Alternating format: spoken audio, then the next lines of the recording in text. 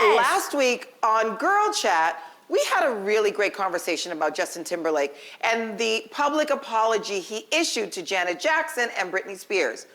Well, we posted the segment to our Instagram page, and you all really had a lot to say about it in the comments. So there was one comment in particular we saw which sparked a lot of discussion amongst us, so we thought we'd bring it to Girl Chat table. It was from Ashley Q97XO, who suggested that the reason Justin was so successful was because he used his white privilege to get away with appropriating Black culture. So she also brought up how many people felt that Justin disrespected Prince by incorporating him during the halftime show a few years back, something they think Prince would have been against if he was still with us. So ladies, I'm curious if you agree with the assessment of Justin and his music. I personally feel it's not about Justin, it's about what's been happening in the world for so long. We've been wearing braids forever. Bo Derek comes out with braids, it's a revolution, right? We're wearing weaves.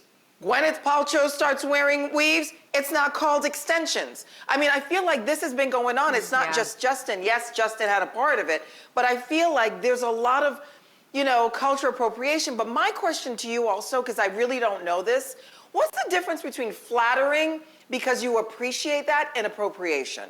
Giving credit where credit is due.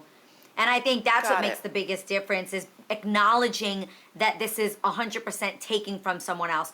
The only thing that gets interesting for me specifically where music is involved is I think that we haven't recognized that the people in power in places like the music industry or, the heads of these huge conglomerates that, distribute music, a lot of the times they get very excited when they find someone like, I think just a great example is, there are so many young Black women who have phenomenal voices, right? And so many of them. It's like, oh my God, this young Black woman has this amazing soulful voice. She sings. If we're gonna keep it real, we can find that at the local church. And it's phenomenal. For sure. It's just amazing talent, right? Yeah. But a record label exec will find the one white girl that can sing like these 50 million Black girls and go, this is groundbreaking. Oh my gosh, she is the new whatever it is. She sounds like, and it'll always be referencing a Black person.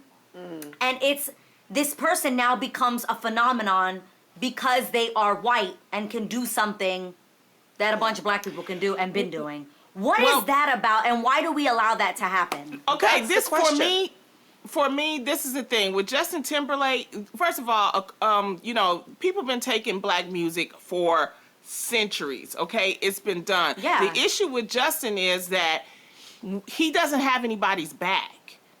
He takes and he appropriates, he makes money off of Black culture, but then when it comes time for you to speak up, like Black Lives Matter, okay, we don't hear from you. We all know about Janet Jackson, see what he did with Britney Spears. I think that is what people are getting tired of with Justin Timberlake. The whole thing, though, with Black music in general has always been stolen. But the thing is that people use it, and they do it to answer your question, Munchkin. It's about sales. White people generally buy from white people. But how does that change?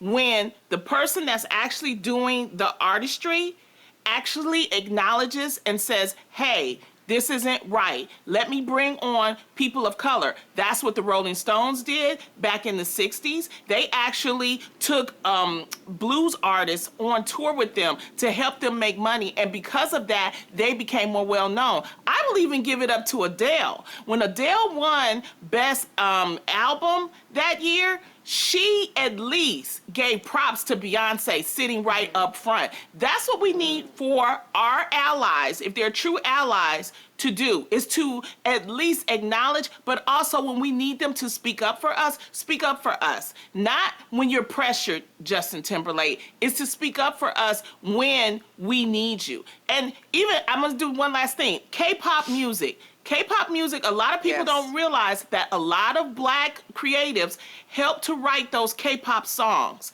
I have to give it up to the K-pop group, BTS, because during the summer of racial injustice, that group gave over $1 million to the BML movement. That is the kind of allies that we need to help us. You can take, and you know, we all kind of appropriate. I mean, I'm using hair from India.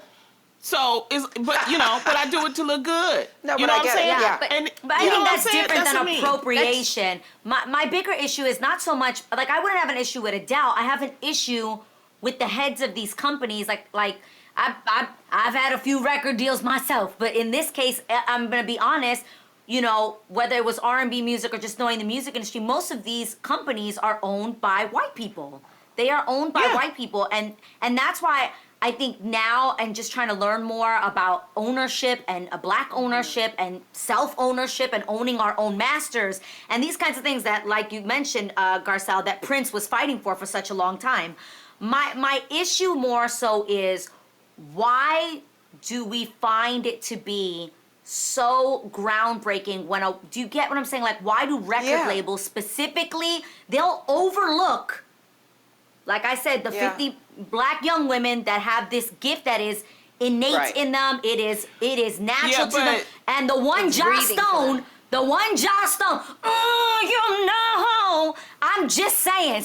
That's because they're trying to sell to their people. But you can't. But look at Motown. Motown was very successful during the 60s and the 70s, and it wasn't about, oh, we're black people and we're trying to sell to only black people. We're trying to sell to everybody. What you're saying is about ownership is right, but it's also about sales. All some people care about, the heads of these executives care about, is money. That's it. I want to see these people given the equal opportunity. I want to see their projects get the same kind of budgets. I want to see them getting the same exposure as these other artists. That's all I'm saying. Again, it's nothing against Joss Stone or Adele. It's not their fault. No. They're given this opportunity. They should absolutely take it, and further their careers, and that's what they do. But again, as executives, when we are looking and seeking out talent, why do our minds work that way? No, I get it. You're talking about like the Tina Marie of the worlds. Like her whole career was based off of, oh my God, this woman sings like a black woman. Like there are so many black women that sing like that by breathing. I know that's a terrible. That's my point. That's a terrible phenomenon that's going on. And I think Melanie Fiona the Adele budget. Yes. That's what I'm saying. That push from the label. Right. For me, I know that when I see Asian culture brought out in Janet Jackson's, If video that was very mimicking, the streets of Hong Kong. Or I remember when Maya and Cisco, she showed up in a Mandarin, beautiful garb and, emulated that, Gwen Stefani, Harajuku girls. I was just going to say Gwen Stefani, Harajuku girls. Yeah. Yeah. Even the Jabberwocky dancers used Vietnamese rice hats in a whole routine of theirs in their residency in Vegas.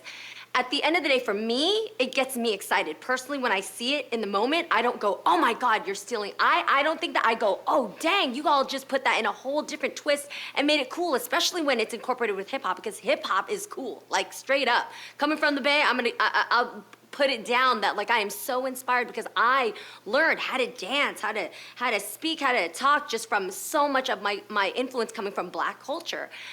The difference for me is that when you said giving credit, Adrienne, not everybody has a platform to give credit. You can't walk around these streets and go, okay, these braids, I got this from the black culture. I got this from, my girlfriend who happens to be black and did it for me. You can't always do that. But instead of just speaking out, I think it's so important to actually show up. The same way you feel proud to rock that rice hat or to, wear those braids or wear African garb, you also need to show up and have that same energy when the community is needing it. Not when we're in need, not just waiting for BLM, but do it all the time. If you go out and you actually enjoy eating Chinese food, then stand up for our people all the time.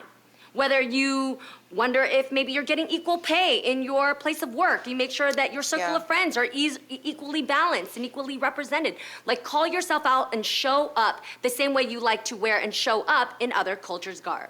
I do think also we just don't have enough time because Justin does work with a lot of black acts, and everything, but he's an issue, and he needs to get himself together. I saw him with SZA on the Ellen show, and he overtalked SZA. It was a mess. And then he started kind of talking black, and it's like, that's the stuff that we don't need. And that's if he really wants to be an ally, yeah, you can work with us, but don't make fun of us, don't mock us, don't do that to us. You know, And don't be just a do true it. ally. Don't just speak up for the community when it's trending. Live your life in that manner for all Exactly. people of color.